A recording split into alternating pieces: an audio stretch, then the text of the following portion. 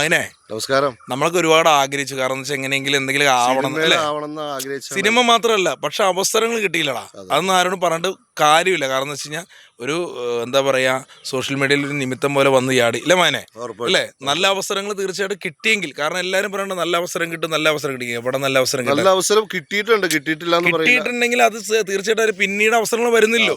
ഇപ്പൊ നമ്മളൊരു ചാനലിന്റെ പേര് പറഞ്ഞാൽ ആ ചാനലിൽ പോയപ്പോൾ വേറെ ചാനലിൽ പോകാൻ പാടില്ല എന്ന് പറഞ്ഞപ്പോൾ കുറെ അവസരങ്ങൾ പോയി. മനസ്സിലായില്ലേ? അങ്ങനെ നമ്മുടെ അവസരങ്ങൾ പോയി.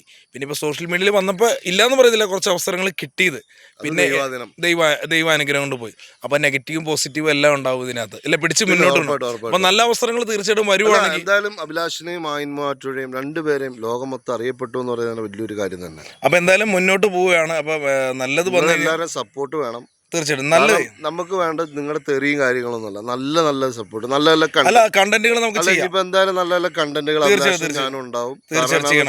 നിങ്ങളുടെ ആഗ്രഹം പോലെ അതാണ് ഞങ്ങൾ ഇന്ന് ചെയ്യുന്നത്. ഓക്കെ, അപ്പൊ അങ്ങനെ മുന്നോട്ട് പോകും. അപ്പൊ അങ്ങനെ നമ്മൾ നോക്കാം. അപ്പൊ നിങ്ങളുടെ സപ്പോർട്ട് ഉണ്ടാവും നോക്കാന്നല്ല അഭിലാഷ്, അല്ല നോക്കാം. വൾഗർസ് വീഡിയോസ് ഒക്കെ അതല്ല ഇവിടെ പറഞ്ഞത്, പറ വൾഗർ വീഡിയോയുടെ കാര്യമല്ല പറഞ്ഞത്. നല്ല രീതിക്ക് ഓണത്തിനൊക്കെ ഗോൾ അടിക്കല്ല, നല്ല കാര്യങ്ങൾ ചെയ്യാം. ആയിക്കോട്ടെ, അത് നല്ല കാര്യങ്ങൾ ചെയ്തു പോയാലോ. അത് അതിപ്പോ നമ്മൾ കുറെ ആൾക്കാർ പറഞ്ഞിട്ടല്ലേ, നമ്മുടെ മനസ്സുകൊണ്ട് തോന്നണം. മനസ്സിലായില്ലേ?